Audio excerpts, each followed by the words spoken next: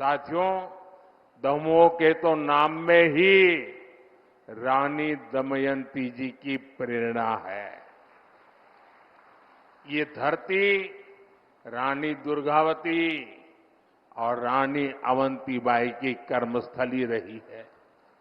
वीरांगनाओं की अपनी इस विरासत को आगे बढ़ाते हुए हम विकसित भारत के निर्माण के लिए नारी शक्ति को सशक्त कर रहे हैं। उज्ज्वला योजना की गैस हो, घर घर बने शौचालय हो, घर घर पहुंची बिजली हो, जनधन योजना के बैंक खाते हो, इन सबका सबसे ज्यादा लाभ हमारी माताओं को, बहनों को, बेटियों को ही हुआ है। पहले हमारे देश में महिलाओं के नाम एक भी संपत्ति नहीं होती थी। दुकान खरीदी तो पुरुष के नाम, जमीन खरीदी तो पुरुष के नाम, गाड़ी खरीदी तो पुरुष के नाम। महिलाओं के नाम कोई संपत्ति नहीं होती थी। पहले पति के नाम होती थी और बाद में बेटे के नाम होती थी। महिला के नाम कुछ नहीं होता था। मोदी ने तय किया कि पीएम आवास योजना की वजह से अब करोड़ों बहनों के नाम पहली बार कोई प्रॉपर्टी दर्ज हुई है। माताओं बहनों के नाम संपत्ति आई है।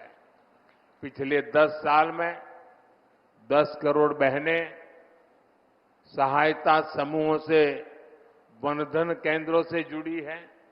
अभी तक 1 करोड़ बहनें ऐसी हैं जिनकी वार्षिक आय 1 लाख से अधिक हो चुकी है। अब मोदी ने 3 करोड़ बहनों को लखपति दीदी बनाने की गारंटी दी है। भाई और बहनों, मोदी ये सब कुछ आपके लिए कर रहा है। आप ही मेरे परिवारजन है।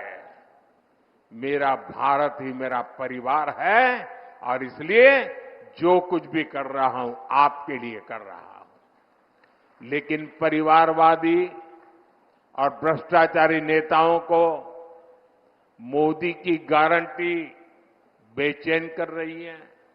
वो कहते हैं कि तीसरी बार भाजपा सरकार बनी तो देश में आग लग जाएगी।